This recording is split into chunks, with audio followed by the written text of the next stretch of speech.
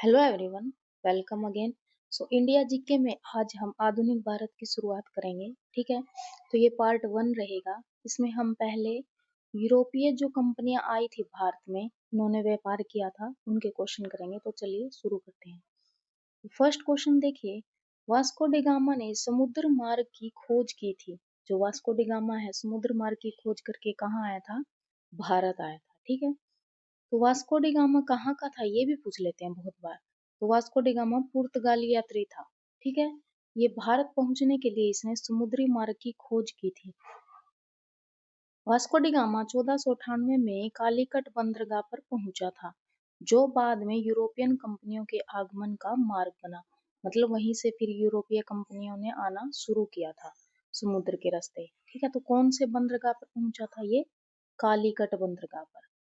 भारत में सर्वप्रथम व्यापारी के रूप में पुर्तगाली ही आए थे।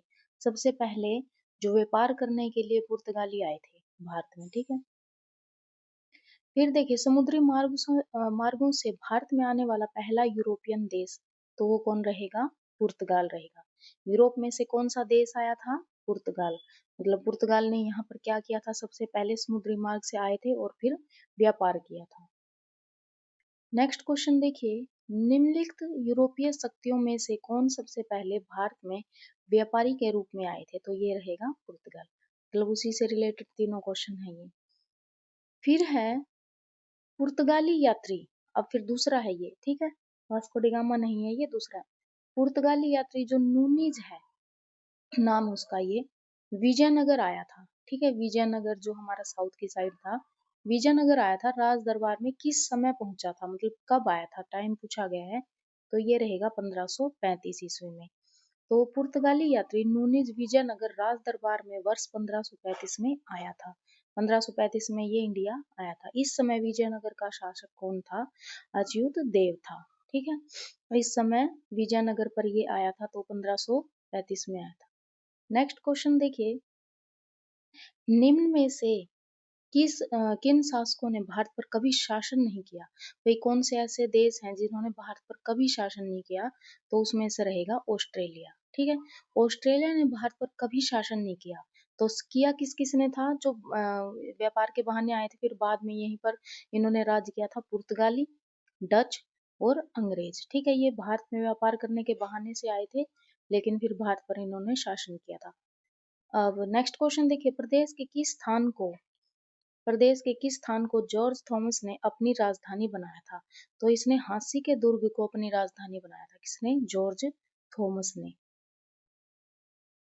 तो जो हांसी के दुर्ग को जॉर्ज थॉमस ने अपनी राजधानी बनाया था। ब्रिटिश जो इंडिया कंपनी द्वारा 1802 में फिर इसे अपने कब्जे में ले लिया गया था।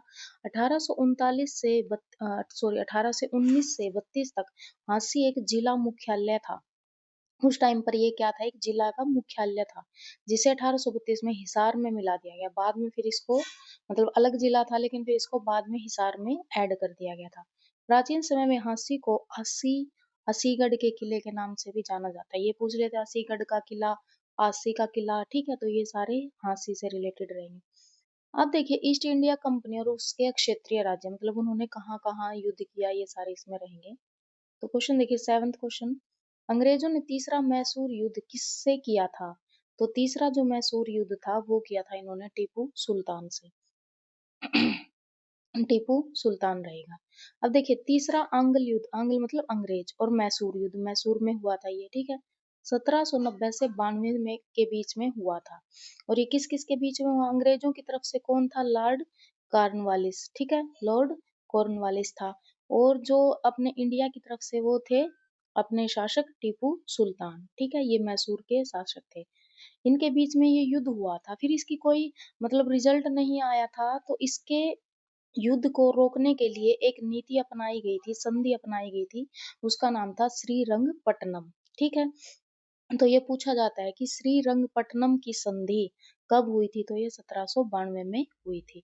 युद्ध का कोई परिणाम नहीं आया था, तो रोकने के लिए संधि अपना ली गई थी। ठीक है भाई, आपका ये एरिया है, कुछ इसमें इन्होंने शर्तें वर्तें रखी होंगी। तो श्रीरंगपट्टनम की संधि पूछी जा सकती है किस युद्ध में हुई, तो मैसूर के तीसरे युद्ध में हुई थी 1792 में। अब देखिए मैसूर के 4 युद्ध हैं, चारों फेमस है। जैसे हरियाणा की जो पानीपत के युद्ध हैं, हरियाणा जीके के रिलेटेड, ऐसे ही इंडिया जीके से रिलेटेड ये इंपॉर्टेंट रहेंगे। तो जो प्रथम आंगल युद्ध है, ठीक है, मैसूर का, वो हुआ था 1767 से 1769 के बीच में। ठीक है, ये अंग्रेजों के बीच में और हैदर अली के बीच में रहेगा। दूसरा फिर इन्हीं के बीच में हुआ द्वितीय आंगल युद्ध, ये हुआ 1780 से 1784 के बीच में, हैदर अली और अंग्रेजों के बीच में। फिर तीसरा हुआ, ये रहेगा 1790 से 92, टीपू सुल्तान और अंग्रेजों के बीच में। फिर से चौथा इन्हीं के बीच में होगा, टीपू सुल्तान और अंग्रेज, ये 1799 में। 1799 में यहाँ पे टीपू सुल्तान हार गए थे। ठीक है, तो 4 युद्ध होंगे। पहला होगा अंग्रेज और हैदर अली, दूसरा भी इन्हीं के बीच में, तीसरा टीपू सुल्तान और अंग्रेज, चौथा भी टीपू सुल्तान और अंग्रेज के बीच में। इनकी ये डेट इंपॉर्टेंट है, ये याद रखनी है। नेक्स्ट क्वेश्चन देखिए, आंगल मैसूर युद्ध के दौरान हुई निम्नलिखित घटनाएं पढ़िए। ये घटनाएं दी हुई हैं, ठीक है, ये ग्रुप डी में आया हुआ क्वेश्चन है। और ये घटनाएं से पूछा गया कि इनमें से कौन सा सही नहीं है, तो इनका ना, इनके ऑप्शन चारों ही गलत दे रखे हैं, मतलब ये वाले ऑप्शन गलत दे रखे हैं। ठीक है, एक्सप्लेनेशन 3 ठीक है, पहली दूसरी और तीसरी, चौथी गलत है। तो पहली दूसरी तीसरी तो ठीक है, लेकिन ऐसा कोई ऑप्शन नहीं बनता जिनमें 3 ठीक हो और फोर्थ गलत हो, तो इसलिए ऑप्शन गलत हो जाते हैं।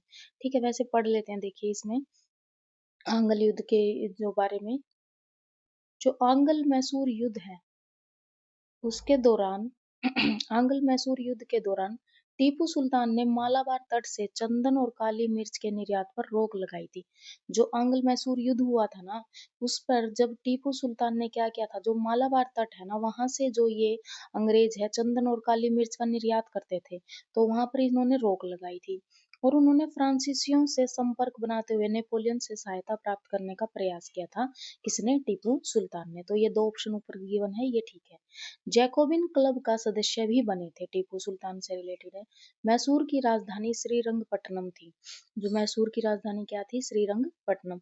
चौथे आंग्ल मैसूर युद्ध जो 1799 में हुआ था, टीपू की मृत्यु हो गई थी।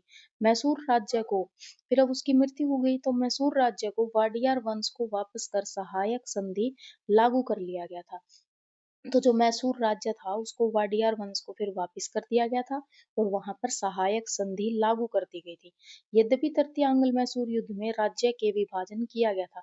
जो तृतीय ये आंग्ल युद्ध हुआ था ना, तो उसमें जो संधि अपनाई थी, ये हमने ऊपर पढ़ा था, श्रीरंगपट्टनम की संधि हुई थी।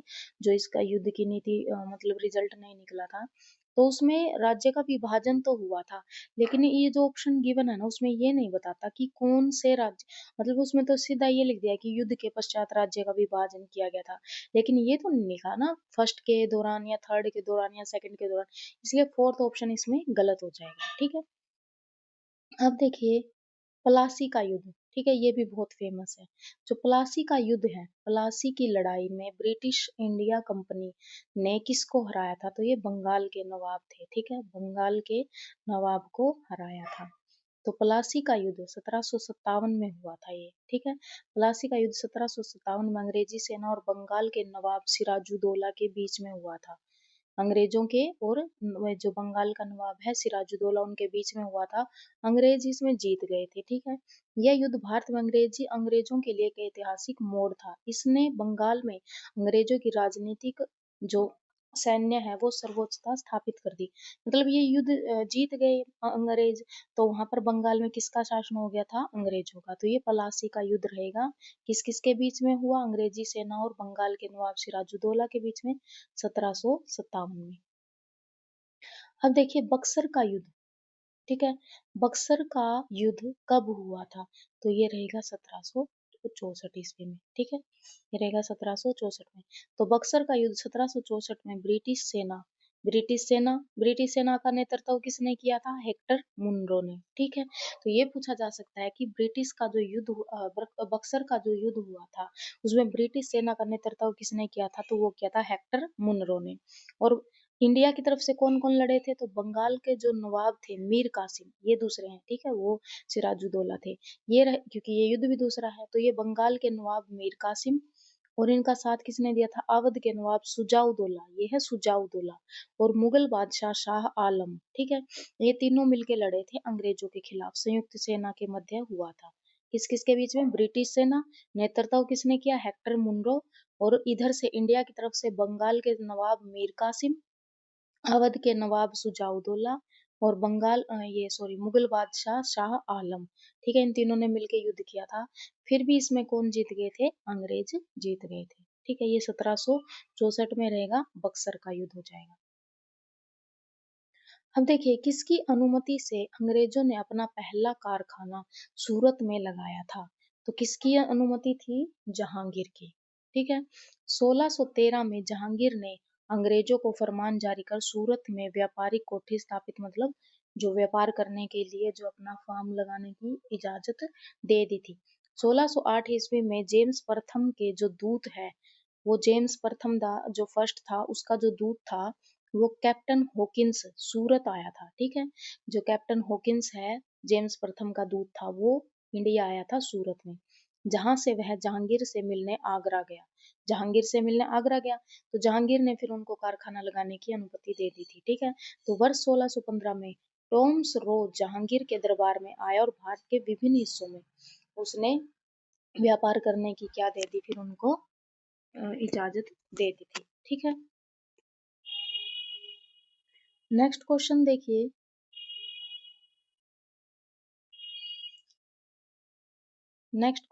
इसमें निम्नलिखित में से कौन से प्रेसिडेंसी शहर अंग्रेजों ने भारत में स्थापित किए थे? कौन से प्रेसिडेंसी शहर थे जो अंग्रेजों ने भारत में स्थापित किए थे? तो वो रहेंगे बॉम्बे, बंगाल और मद्रास, ठीक है। तीन प्रेसिडेंसी शहर थे जो इन्होंने स्थापित किए थे, मतलब प्रेसिडेंसी वहां पर बनाया था, बॉम्बे को, बंगाल को और मद्रास को, जिनका मुख्य उद्देश्य क्या था? ब्रिटिश कंपनी व्यापारिक गतिविधियों को स्थायित्व प्रदान करना तथा बढ़ावा देना। मतलब जो इनका जो ये था ना व्यापार था, उसके जो मेन क्वार्टर बनाए थे, ठीक है, मेन हेड बनाया था इनको कि यहाँ से गतिविधियां करनी है, कैसे कैसे अपने व्यापार को बढ़ावा देना है, और पूरे इंडिया में कैसे यहाँ से इनको स्थायित्व इसको करना है, ब्रिटिश इंडिया को, ठीक है। अब नेक्स्ट क्वेश्चन देखिए, ब्रिटिश शासन का भारतीय अर्थव्यवस्था पर क्या प्रभाव पड़ा? ठीक है। तो फर्स्ट क्वेश्चन है, रैयतवाड़ी व्यवस्था क्या है? जो रैयतवाड़ी व्यवस्था है वो क्या है? ये है भू राजस्व से रिलेटेड, ठीक है। रैयतवाड़ी जो व्यवस्था है ये भू राजस्व से रिलेटेड रहेगी।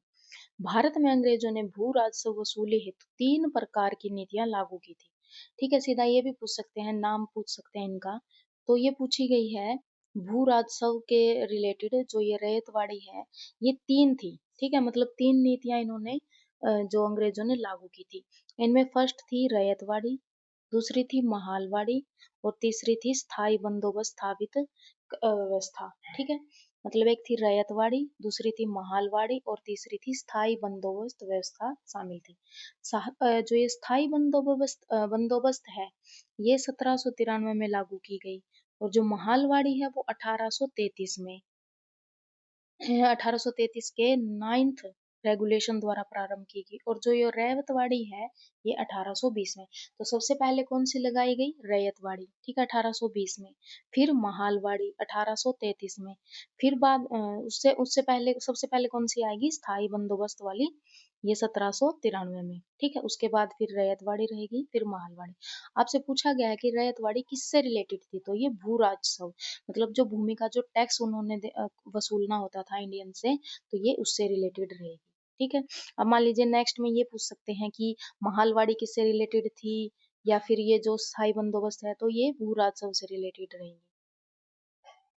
महालवाड़ी व्यवस्था देखिए, फिर पूछ लिया इसी में से, महालवाड़ी व्यवस्था कब शुरू की गई? तो कब शुरू की गई थी ये? 1833। और ये कौन सा रेगुलेशन था? 9th regulation.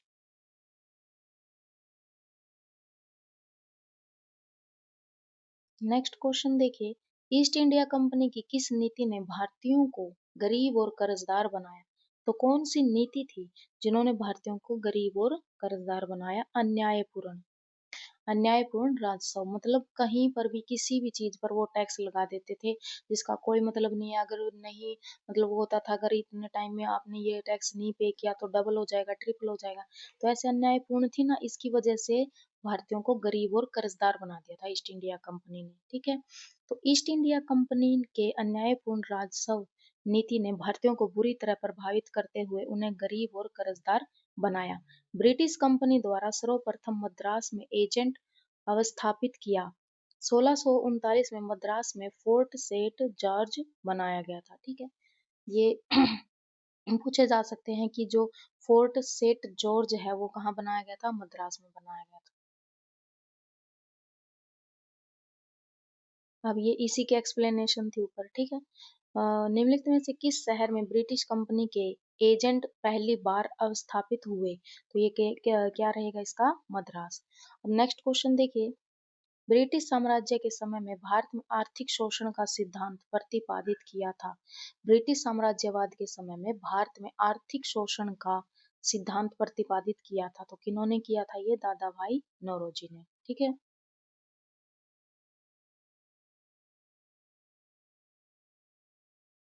अब नेक्स्ट क्वेश्चन देखिए, भारत में कागजी मुद्रा सर्वप्रथम कब प्रारंभ हुई? जो कागजी मुद्रा है मतलब जो ये नोट है, कागज के नोट, पहले तो वो आते थे जो ये होते हैं हमारे सिक्के वगैरह होते थे, मोहरें वगैरह होती थी। तो बाद में कागजी नोट आने शुरू हो गए थे, ये था 1861 में। तो भारत में कागजी मुद्रा मुद्रा ठीक है, मुद्रा का प्रयोग सर्वप्रथम ब्रिटिश सरकार के समय प्रारंभ हुआ था। जब ब्रिटिश सरकार आई थी ना, तभी हमारे कागज के नोट आने शुरू हुए थे। 1861 के पेपर करेंसी एक्ट के बाद कौन सी, जो पूछा जा सकता है कि जो कागजी मुद्रा थी वो किस एक्ट के बाद आई थी, तो पेपर करेंसी। ठीक है, वैसे भी समझ में आ रहा है, पेपर करेंसी मतलब कागजी मुद्रा। ठीक है, के बाद ब्रिटिश औपनिवेशिक सरकार नोटों के निर्माण में लगी थी। ये जो एक्ट आया था उसके बाद कागजी नोट छपने शुरू हुए थे। नया कानून जेम्स विल्सन के दिमाग की उपज थी और ये भी जेम्स विल्सन ने ही सोचा था भी कागजी मुद्रा शुरू की जाए। विक्टोरिया पोर्ट्रेट श्रृंखला के नोट पहली कागजी मुद्रा थी। तो ये पूछ सकते हैं जो इंडिया में पहली कागजी मुद्रा थी ना, तो उसपे क्या था, तो विक्टोरिया पोर्ट्रेट श्रृंखला थी। मतलब विक्टोरिया थी ना जो रानी थी, उसका पोर्ट्रेट बनता था उसपे। ठीक है, जिसे सरकार ने आधिकारिक तौर पर लॉन्च किया था। अब देखिए ब्रिटिश, ये ग्रुप डी में पूछा हुआ है क्वेश्चन है। ठीक है, देखिए ब्रिटिश सरकार को कोलकाता से दिल्ली स्थानांतरित करने के संबंध में निम्नलिखित कथनों पर विचार कीजिए। जो ब्रिटिश राजधानी है, ठीक है, उस पहले उन्होंने कहा किसको राजधानी बनाई थी, कोलकाता को। कोलकाता से फिर उन्होंने कहा ट्रांसफर किया राजधानी को, दिल्ली।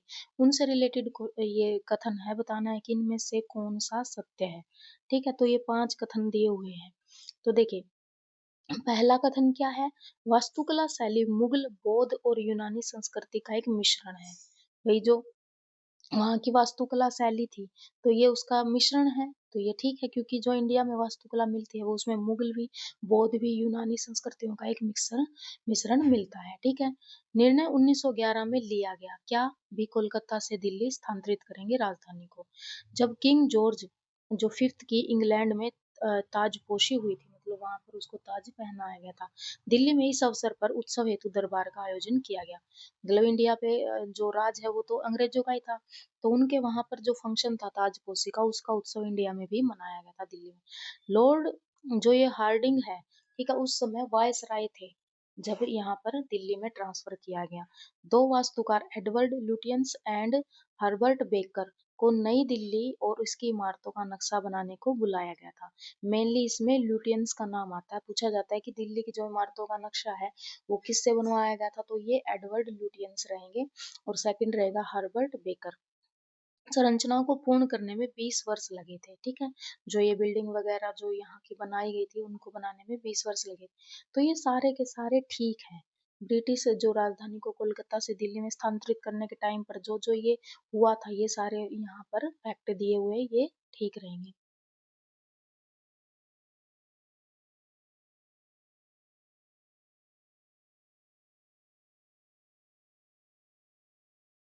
अच्छा, ये देखिए ये जो ये पूछा गया था ना कि जो वास्तुकला है, तो वास्तुकला किसकी थी वो? संसद भवन की वास्तुकला थी, ठीक है? तो संसद भवन जो दिल्ली में बनाया गया था पहले, अब तो तोड़ के नया बना दिया। उसकी जो वास्तुकला है वो उसमें मुगल, बौद्ध और यूनानी पद्धति का मतलब मिश्रण था, ठीक है? अब नेक्स्ट क्वेश्चन देखिए, साइमन कमीशन डैश में साइमन कमीशन में संसद में कितने ब्रिटिश सदस्य थे? जो साइमन कमीशन था ना उसमें ब्रिटिश कितने थे? तो वो कितने रहेंगे? 7। ठीक है, कितने रहेंगे? 7। नेक्स्ट क्वेश्चन देखिए,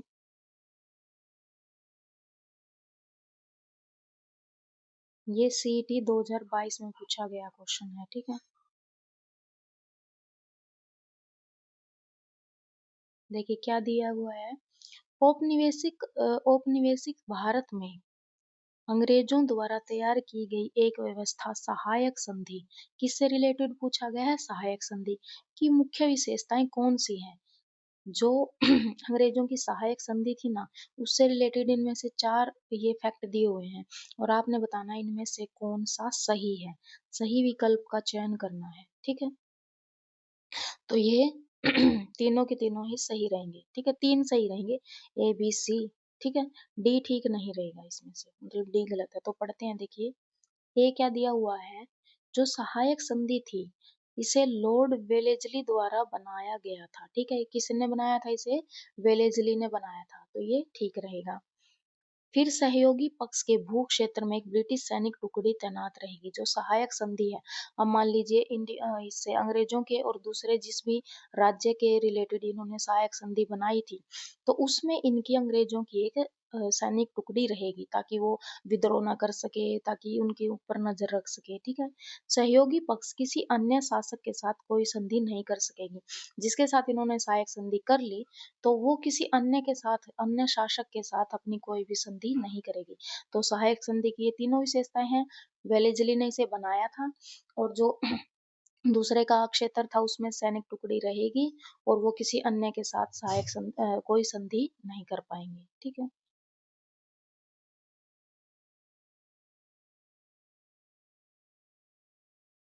ये ही रहेंगे। अब देखिए